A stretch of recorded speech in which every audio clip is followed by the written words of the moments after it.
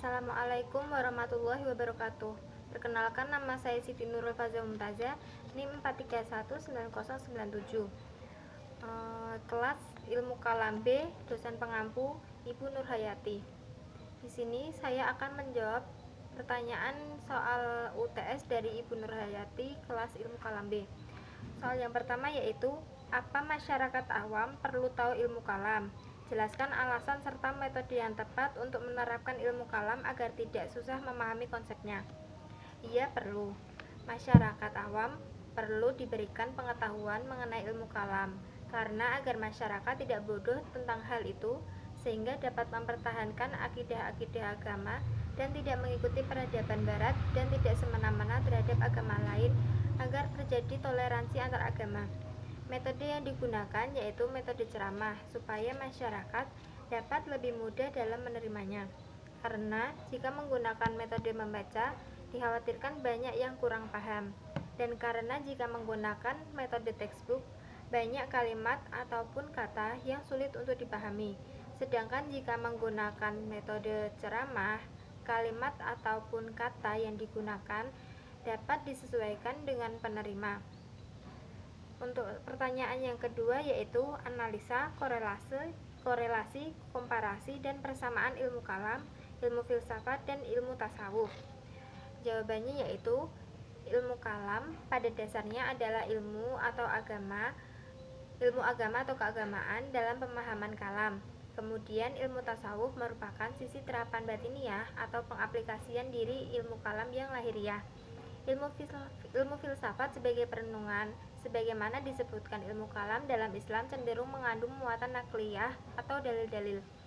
Jika tidak diimbangi kesadaran rohaniah atau akal dalam ilmu tasawuf dan filsafat, ilmu kalam dapat bergerak ke arah yang lebih liberal dan bebas. Persamaan ketiga ilmu tersebut mempunyai objek kajian yang mirip. Satu, objek ilmu kalam ketuhanan dan segala sesuatu yang berkaitan dengannya.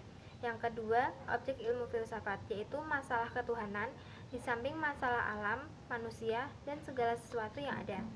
Yang ketiga, ada objek tasawuf, yaitu objek tasawuf adalah Tuhan, yaitu upaya-upaya pendekatan terhadapnya dilihat dari aspek kajiannya.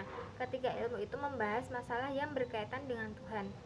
Perbedaan ilmu kalam lebih menggunakan logika di samping dalil-dalil Al-Quran, sedangkan ilmu tasawuf lebih mengandalkan penghayatan melalui hati. Untuk pertanyaan yang ketiga yaitu pemikiran kalam aliran Khawarij, Murji'ah, Jabariyah, Qadariyah, Mu'tazilah, Asy'ariyah atau Maturidiyah. Aliran manakah yang paling mendominasi di Indonesia dan mengapa diterima? Jawabannya yaitu pemikiran kalam aliran Khawarij. Kaum Khawarij berpendapat bahwa mereka keluar atau meninggalkan kampung halaman karena berjihad di jalan Allah. Kaum Khawarij menganggap orang murtad halal atau boleh dibunuh, dan mereka berpendapat orang mukmin adalah orang yang telah memeluk agama Islam. Sedangkan kafir adalah orang yang belum memeluk agama Islam.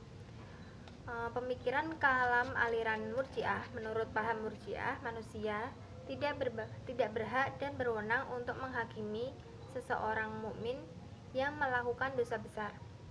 Golongan Murji'ah tidak ingin menetapkan hukumnya menjadi kafir, tetapi mereka serahkan kepada keadilan Tuhan kelak dan mengharapkan rahmat dan ampunannya.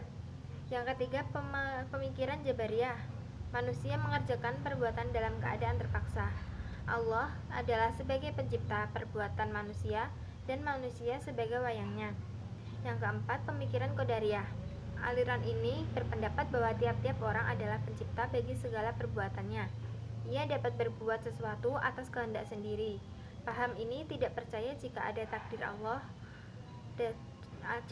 takdir dari Allah Subhanahu wa taala. Yang kelima, pemikiran Asy'ariyah dan Maturidiyah memiliki banyak persamaan. Aliran ini menjelma menjadi aliran Ahlus Sunnah wal Jamaah. Aliran Syariah menggunakan akal dalam menyikapi masalah, dan Maturidiyah juga sama, yaitu menempatkan akal pada posisi yang tinggi. Pemikiran Asy'ariyah dan Maturidiyah yaitu Tuhan mempunyai sifat. Aliran yang mendominasi yaitu aliran Asy'ariyah dan Maturidiyah. Untuk pertanyaan yang keempat yaitu perbandingan aliran kalam mengenai pelaku dosa besar, iman dan kufur, perbuatan Tuhan dan manusia, sifat Tuhan, keadilan Tuhan. Jawabannya yaitu dalam aliran Khawarij, pelaku dosa besar dianggap kafir, sedangkan iman dan kufur bukan hanya dalam hati dan lisan, namun amal perbuatannya juga. Dalam aliran Murji'ah, pelaku dosa besar dianggap tetap mukmin karena hanya Allah yang berhak menghakimi. Dalam Murji'ah, iman terletak di hati dan tidak bertambah atau berkurang karena perbuatannya. Pelaku dosa besar dalam aliran Mu'tazilah dianggap kafir. Dalam aliran Jabariyah, perbuatan manusia tidak mempunyai kehendak karena semua kehendak berasal dari Tuhan. Sedangkan sifat Tuhan dalam aliran Jabariyah ini tidak mempunyai sifat yang serupa dengan makhluk ciptaannya. Dalam aliran Asy'ariyah, pelaku dosa besar tidak dianggap kafir, sedangkan iman menurut aliran Asy'ariyah membenarkan dengan hati dan amal perbuatannya. Perbuatan manusia dalam aliran Asy'ariyah sesuai dengan ketentuan Tuhan, sedangkan manusia hanya mengupayakannya. Sifat Tuhan dalam aliran Asy'ariyah adalah Tuhan itu mempunyai sifat. Dalam aliran Maturidiyah, pelaku dosa besar tidak dianggap kafir, sedangkan perbuatan manusia diwujudkan oleh manusia itu sendiri. Sifat Tuhan dalam aliran Maturidiyah ini adalah Tuhan itu mempunyai sifat. Demikian jawaban UTS dari saya. Apabila ada salah kata mohon dimaafkan. Wassalamualaikum warahmatullahi wabarakatuh.